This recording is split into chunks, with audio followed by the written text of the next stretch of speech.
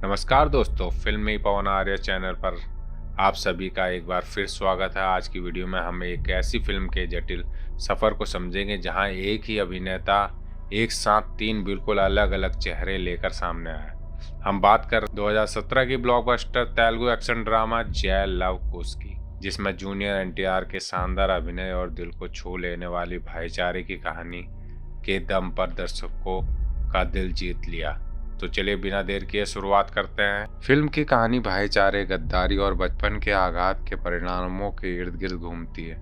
Film की शुरुआत ओडिशा के एक गांव में तीन जुड़वा भाइयों जय, लव और कुश के साथ होती है, जो अपने मामा के साथ रहते हैं और एक नाटक मंडली से जुड़े हैं। जय तीनों में सबसे बड़ा है, लेकिन उसे हकलाने की समस्या है। इस वजह से उसके भाई और मामा उसका मजाक उड़ाते हैं और उसे नाटकों से दूर रखते हैं, जिससे जय में हीन भावना और क्रोध पनपने लगता है। एक दिन एक नाटक के दौरान जय को फिर से अपमानित किया जाता है। गुस्से और दर्द में आकर वह पूरा नाटक का मंच जला देता है और गांव से भाग जाता है। इस घटना के बाद लव और कुश अलग हो जाते हैं और सालों तक एक दूसरे से कोई संपर्क नहीं रखते।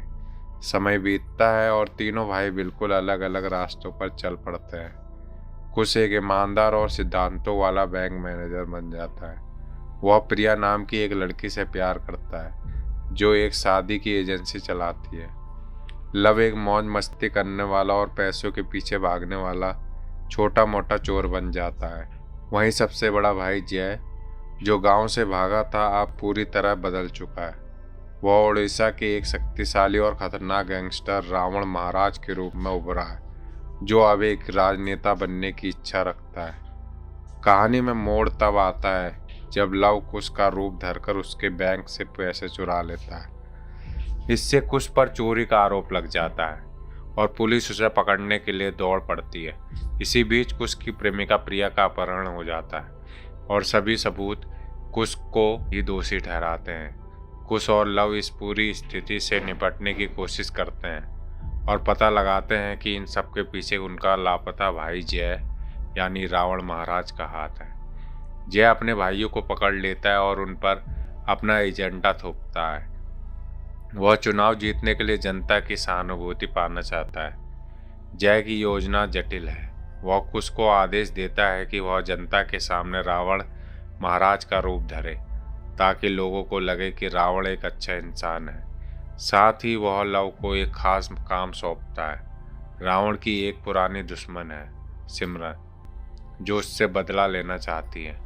जय लव को आदेश देता है कि वह सिमरन के पास जाए और उसे अपने प्यार के जाल में फंसाए, ताकि वह रावण के खिलाफ कुछ न कर सके।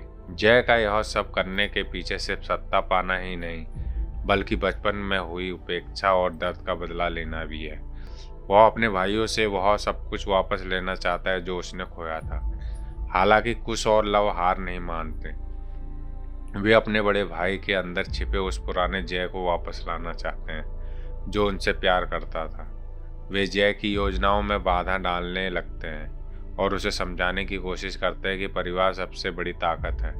इस दौरान कुश और लव के बीच का रिश्ता भी मजबूत होता है, जो बचपन में अलग अलग हो गया था। आखिरकार जय के दुश्मन, खासकर सरकार नाम का एक शक्तिशाली व्यक्ति, तीनों भाइयों को घेर लेता है। सरकार जानना चाहता है कि असली रावण महाराज कौन है। वह कुश और लव पर यातनाएं देता है। अपने भाइयों की रक्षा के लिए कुश और लव दोनों ही खुद को असली रावण बताने लगते हैं, यह जानते हुए कि इसका मतलब मौत है। इसी संघर्ष के दौरान जय वहां पहुंच जाता है। वह देखता है कि उसके भाई, जिन्हें उसने हमेशा दुश्मन समझा, अब उसकी रक्षा के लिए अपनी जान जोखिम में डाल रहे हैं। एक भीषण मुकाबले में जय अपने भाइयों को बचाने के चक्कर में खुद गोली खा लेता है। मौत के करीब पहुंचकर जय का दिल पिघलता है। वह अपने भाइयों के सामने आत्मसमर्पण कर देता है और उनसे माफ़ी मांगता है। वह उनसे कहता है कि अगर वह बच जाता है तो वह उनसे फिर से मिलना चाहेगा, लेकिन इस बार बिना किसी गुस्से या नफरत के, सिर्फ प्यार के साथ। दुख की बात यह है कि जय की मौत हो जाती है, लेकिन उसकी मौत से पहले तीनों भाइयों के बीच का मेल मिलाप हो जाता है। फिल्म का अंत एक पूर्ण चक्र की तरह है। यह बचपन की उसी नाटक मंडली की याद दिलाता है जहां से सब कुछ शुरू हुआ था। कुश और लव जय की याद में एक साथ खड़े होते हैं, यह दिखाते हुए कि भले ही जय शारीरिक रूप से उनके साथ नहीं है, लेकिन उसकी याद और उनका भाईचारा हमेशा जिंदा रहेगा। फिल्म का संदेश स्पष्ट है, रिश्ते सबसे मजबूत बंधन होते हैं और बचपन का दर्द कभी कभी इतना गहरा हो जाता है कि वह एक इंसान की पूरी जिंदगी बदल दे, लेकिन अंत में प्यार और माफ़ी ही सबसे बड़ी जीत होती है। जय लव कुश न सिर्फ एक एक्शन पैक्ड फिल्म है, बल्कि यह भावनाओं, पारिवारिक रिश्तों और मानवीय मनोवैज्ञानिक की गहरी समझ पेश करती है। तो दोस्तों, जय लव कुश सिर्फ एक एक्शन फिल्म नहीं, बल्कि भाईचारे, प्यार, गुस्से और माफ़ी की एक ऐसी कहानी है जो दिल को छू जाती है। अगर आपने कभी तक यह फिल्म नहीं देखी है तो जरूर देखिएगा, खासकर जूनियर एनटीआर के शानदार अभिनय के लिए।